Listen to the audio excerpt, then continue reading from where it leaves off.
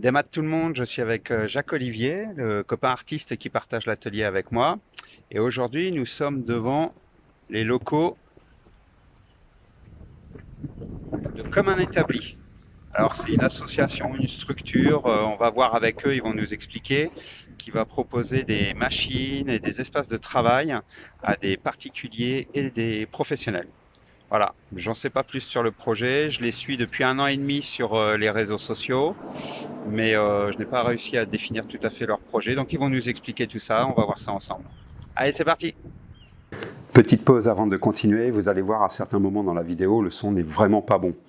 En fait, j'ai fait l'erreur de filmer avec mon téléphone portable et de ne pas tenir compte du lieu. C'est un hangar de 1400 mètres carrés qui est vide, quasiment vide. Donc il y a énormément d'écho et en plus il y avait deux groupes qui discutaient en même temps. Donc à certains moments de la vidéo, on n'entend rien du tout. Et malheureusement, j'ai fait ça après une journée de chantier qui avait été assez dure physiquement, donc je n'ai fait attention à rien. Il y a même des fois où j'avais la main sur le micro. On entend les frottements de ma main. Vous verrez même à certains moments, je ne faisais plus attention et je filmais les pieds des gens. Je n'ai vraiment pas filmé dans les meilleures conditions. Et j'ai tout tenté pour corriger ça. J'ai passé des jours à régler dans tous les sens, à essayer des plugins. J'ai demandé à des amis qui sont professionnels dans la vidéo. Et malheureusement, quand la prise de son est mauvaise, c'est mauvais. S'il y avait eu de très légers défauts, ça aurait pu être récupérable. Mais là, vous allez voir, c'est vraiment à certains endroits inaudible. On n'entend rien du tout. Donc, j'ai mis des sous-titres. Je sais que tout le monde n'est pas à l'aise avec les sous-titres, mais malheureusement, je n'avais pas le choix. Je vais essayer de me procurer un micro parce que j'aimerais faire d'autres interviews, en fait. J'ai envie de vous montrer certains acteurs locaux du bois à Rennes. J'ai fait la connaissance de luthiers, tourneurs, enfin différentes personnes qui travaillent le bois. Et j'aimerais bien faire des petites séquences, des petits reportages, des petites interviews pour montrer les gens et pourquoi pas les techniques s'ils ont quelque chose à transmettre. Du coup, j'aimerais faire ça dans de meilleures conditions. Ce ne sera pas des grands reportages type National Geographic, mais voilà, des petites séquences intéressantes et pour montrer le dynamisme qu'il y a autour du bois et autour de Rennes, sur Rennes et autour de Rennes. Alors, promis, c'est la dernière vidéo où le son est mauvais. Les prochaines seront meilleures. Allez, on reprend. C'est un lieu qui appartenait à Peugeot et ça a été racheté par la ville de Rennes fin 2019. Et donc c'est un lieu qui fait au total 1400 mètres carrés et comme établi à 1150 mètres carrés. Donc avec ce qu'on appelle la rue, le grand espace là, la volière, l'espace dédié aux créateurs. Et le nid, c'est plus l'atelier bois-métal pour constructeurs bâtisseurs. Comme on établit, c'est une association, ça va se transformer en coopérative. On continue sur la même idée, où on fait un collectif qui tient les rênes, grosso modo, du lieu. Et la coopérative, au final, c'est chaque personne qui utilise le lieu a la possibilité d'intervenir dans la gouvernance, dans l'évolution de l'entreprise et dans le capital financier aussi, parce qu'au final, chaque coopérateur. Peut-être en scope, quelque chose comme ça, travailler. Voilà, c'est une cycle. Dans moins d'un mois, on transforme l'association en cycle coopérative de taille collectif. Grosso modo, c'est le fonctionnement d'une association avec la possibilité de faire des bénéfices. Et chaque bénéfice qui a été voté par le conseil d'administration, c'est que chaque bénéfice est remis en réserve, ce qui permet de pérenniser l'activité parce que chaque année, la réserve grossit pour investir ou pour pallier un futur Covid. Ça a démarré avec Benjamin. Je suis ingénieur en construction bois. Ouais. Après, ça a été de Charpente il y a 4 ans. Ouais. Et je me suis rendu compte qu'il y a pas mal de personnes qui avaient la volonté de s'installer tout indépendant. D'accord. Et comment répondre au fait de, je veux être indépendant, mais le coût du loyer et le coût de l'achat de machines, c'est un peu énorme. Ouais. Nous, c'est comment pallier Je confirme. à ce truc-là. Donc on a eu l'idée, au fur et à mesure on a développé l'idée, on a aussi fait en sorte de créer un collectif qui a lui défini le besoin réel en tant qu'artisan.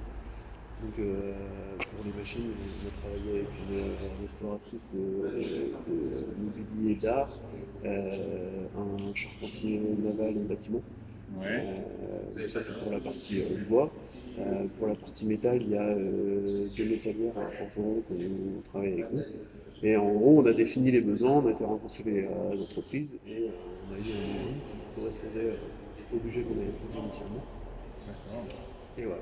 Vous êtes arrivé par là. Il y a la volière. Donc l'objectif, ça va être de construire le U qui fait comme ça. Avec au rez-de-chaussée, accueil, salle de réunion, cuisine, salle de convivialité, avec un billard qu'on reçoit d'occasion la semaine prochaine. Indispensable. Indispensable, oui. Un frigo, bien sûr. Hein. Et une crêpière pour les vendredis. Et la borne d'arcade? Ça, ce serait encore bien. Un projet à fabriquer avec les gens? Avec les Fab Labs, ouais, carrément. Vestiaire, ici. Magasin, enfin un petit magasin quincaillerie, un espace de stockage pour les artisans créateurs, une salle dédiée au cuir textile, donc, qui est juste devant nous là-bas. Et une salle de formation pour que les artisans puissent donner des cours, des stages vers les particuliers dans cette salle-là. Et après, à l'étage, on rajoute un étage. Et là, au-dessus, c'est plus salle de réunion, bureau, des bureaux à disposition des artisans pour qu'ils puissent faire leur compta, leur communication, etc. Qu'ils puissent accéder aussi à un studio photo pour qu'ils puissent prendre en photo leur création et après, typiquement post-traiter les photos pour faire des portfolios, etc. Excellent. Et puis voilà, les bureaux quand même établis.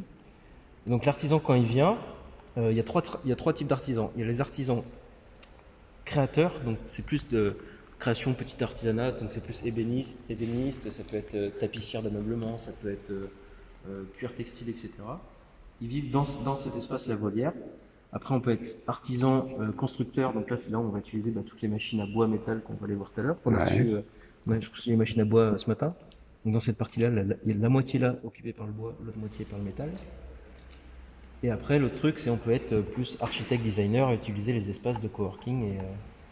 Et donc, quand on est artisan, il y a deux manières. Soit on est artisan migrateur, c'est-à-dire qu'on vient dans le lieu en tant que nomade, on prend un poste de travail, et le soir, après, quand on part, on vide son poste de travail. On a un endroit, un rack pour stocker son matos, son projet, etc. Plus un petit endroit où on peut stocker ses outils, un petit vestiaire. Pareil pour l'autre côté. Ou alors, on devient artisan nicheur, et là, à ça s'ajoute la possibilité de louer un box de 15 mètres carrés pour son activité. Donc typiquement un box de 15 mètres carrés, ça fait la taille du panneau noir plus ce qu'il y a devant. Donc en gros, quand on est artisan, soit on est migrateur, on est un peu nomade, soit on devient nicheur et on prend un box, sachant qu'il y en a 9 dans le lieu, il y en a 3 en bas ici, 4 en haut et 2 par là-bas.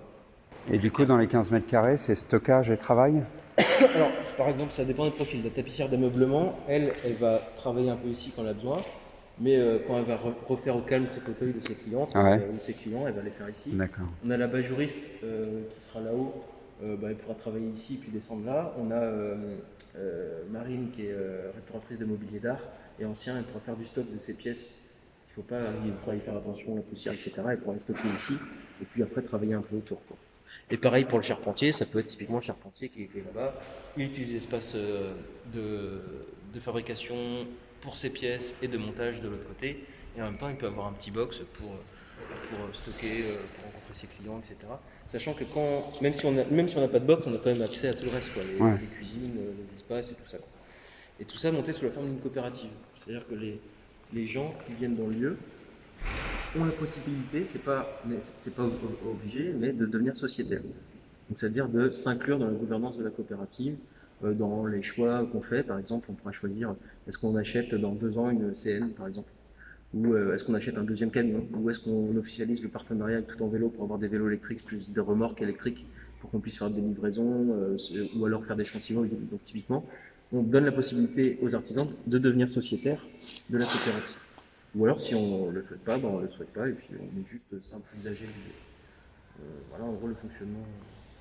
Chaque machine, après, va être reliée à l'aspiration automatique. Là, c'est bon, le gros machin. Sympa en plus avec la vitre. Ouais. Ça apporte de la luminosité. Ouais, on a visité plein d'ateliers où il y a tellement de poussière, et c'est tellement atelier partagé, je crois. Ah, et puis ça, c'est infernal. Ouais. Hein. C'est surtout qu'on a visité des ateliers, on ne pouvait pas respirer dedans, tellement c'était la poussière. On s'est dit, on va pas lésigner là-dessus, et surtout, comme on va être ERP, si jamais on a un audit qui passe et qu'on se rend compte que. ERP, c'est quoi? Établissement recevant du public. Ah oui. Donc, comme une salle de spectacle ou comme un magasin. Moi, j'ai pas d'aspiration dans mon atelier, c'est une catastrophe. Mais ça, c'est bien, hein, le studio photo, c'est vraiment le truc qui manque. On l'avait pas une machine à départ, mais en fait, c'est en rencontrant les artisans, au fur et à mesure. Ouais, si, c'est indispensable. À chaque fois, ils disaient, ouais, mais moi, Je sais pas prendre des photos, je sais pas les mettre en scène les produits, les mettre en Ouais. valeur. Je prends une photo, le lendemain, c'est pas du tout la même lumière, il y a zéro homogénéité dans le portfolio. C'est ça. Ouais, il y a un moment où j'ai commencé à travailler avec un photographe. Ouais, c'est ça. Et le but, moi je fais un petit peu de photos, et donc c'est qu'on puisse avoir trépied, les lumières déportées, tout ça, et qu'on puisse faire des trucs propres. Et après avoir un poste dédié pour faire un peu de post-traitement, homogénéiser les photos. Moi je peux former, et après la personne, voilà. Ça c'est plus un truc qu'on a dédié aux sociétaires, ça prendra un peu de temps. Mais après, les sociétaires peuvent utiliser comme ils veulent. Puis ça crée une identité. Ça crée une identité, Ouais. et puis voilà. Et est-ce que vous ferez des stages, des Ouais. formations, Alors, des ouais, choses alors, comme il y a ça? cet aspect-là qu'on n'a pas parlé. Alors, il y a deux niveaux. Soit tu es artisan et tu veux donner plutôt des cours, stages, initiation. Donc, par exemple, Margot, la présidente qui est tapissière d'ameublement, tous les mardis, elle va donner des cours de tapisserie à 5-6 personnes. Voilà. En gros, avec l'argent qu'elle récupère sur ces cours, il y a une partie du VAL, une partie du VAL coopératif pour faire de la coopérative. Ça, c'est le premier point. Donc, plutôt de l'artisan vers le particulier, assez simple. Après, c'est qu'on ait des partenariats avec d'autres ateliers, notamment celui de Caen, où les formations sont éligibles au CPF, au professionnel de formation, où on peut dire, bah voilà, pendant une semaine, bah, tu apprends à faire de la soudure, et tu as une mini-certification à la fin, donc quoi, tu as fait tes 35 heures de soudure, etc. Du coup, vous êtes organisme. Alors, c'est un gros boulot pour le placer, Ouais. donc il faut quasiment. Mais pour lancer ça, ça donne accès à des catalogues. C'est ça. Des catalogues de formation. C'est ça. Alors le but, c'est que ça faut à peu près un salarié à plein temps les 2 premières années pour réussir à certifier les formations. C'est un énorme boulot. C'est un truc énorme. Donc là, comme à Caen, ils ont réussi à le faire, le but, c'est qu'on puisse avoir un portage d'agrément de formateurs de Caen vers ici sur des formations ponctuelles, et qu'on utilise en fait leur réseau pour pouvoir faire des formations éligibles CPF. Et après, le but, c'est de faire venir aussi la chambre des métiers là-dedans. Si l'AFPA veut faire des chantiers écoles ou voilà, des trucs comme ça, c'est que ça puisse aussi fonctionner comme ça, quoi. Bon, bah moi, je réserve un stage de soudure. Ah bah ouais, Je veux me remettre à niveau. Ah ouais. Donc là, c'est la concrétisation de 2 ans et demi de travail. Ouais. Puis au départ, on voyait ça plus 200-300 mètres carrés, donc 2 tiers de la salle là. Puis au final, on a rencontré des métallières, on nous a dit, ah bah nous, on a le même problème. Des gens qui travaillent le textile, ah bah oui, il nous faut de l'espace, des machines. Ou alors des gens qui avaient tout, mais au final, bah, ils travaillent tout seuls à verre sur sèche dans leur garage, et ça va pas, quoi. Ils sont isolés, donc le but, c'est même les gens qui gardent leur atelier, qu'ils puissent avoir un lieu où se retrouver, ou faire des collabs avec les autres artisans, et puis générer du réseau, des discussions. Regarde, nous, on est 2 et 50 mètres carrés. Bah, c'est juste. Hein. C'est juste. La dernière heure sur laquelle je travaille, je commence à être juste. C'est bien. Oui, surtout qu'on commence à avoir tous les deux des pièces assez grosses. Donc, c'est ça un peu le principe. Et puis, faire rencontrer aussi les artisans avec les particuliers. D'un côté, ça fait la com pour eux, ça leur permet de rencontrer des potentiels clients, usagers, partenaires, etc. Et puis, ça permet aussi aux gens de voir le monde et puis de faire des rencontres. Bon, alors voilà, on a fait la petite visite. Alors, moi, je suis complètement enchanté parce que j'ai déjà participé à un peu des projets collectifs et là, ils sont complètement sur l'idée de travailler à plusieurs, de mélanger en plus plusieurs métiers parce qu'il y aura des artisans charpentiers, mais d'autres qui vont travailler le métal, le cuir, il y aura également de la couture. Et ces mélanges-là, moi, c'est vraiment ce que je recherche depuis que j'ai rencontré tout le milieu des Fab Labs, des espaces collaboratifs, et j'ai pu voir la richesse que ça peut avoir ce type de lieu-là. Donc il y a un lieu vraiment avec un très très très bel espace. Ils ont montré une maquette de ce que ça allait être et c'est vraiment un beau projet là qui porte depuis 2 ans et demi.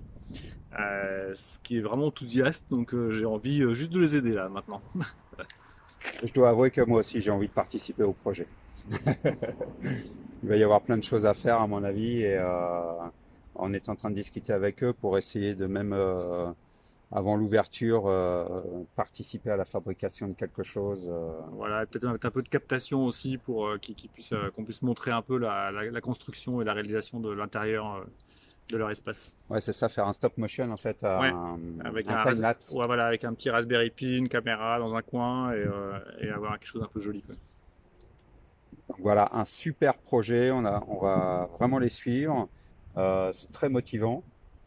Et puis voilà, ils ont dit ouverture en septembre. Ils espèrent avoir leur premier espace en tout cas, ouvert pour septembre pour les artisans, les particuliers, etc.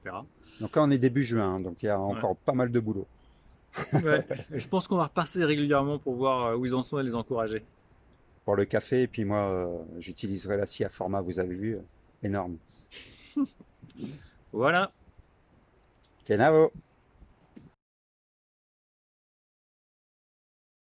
C'est quoi comme oiseau? Un tisserand. Un tisserand. Ouais, c'est un oiseau de tisseur qui fabrique des gros nids qui peuvent aller jusqu'à une tonne. Excellent.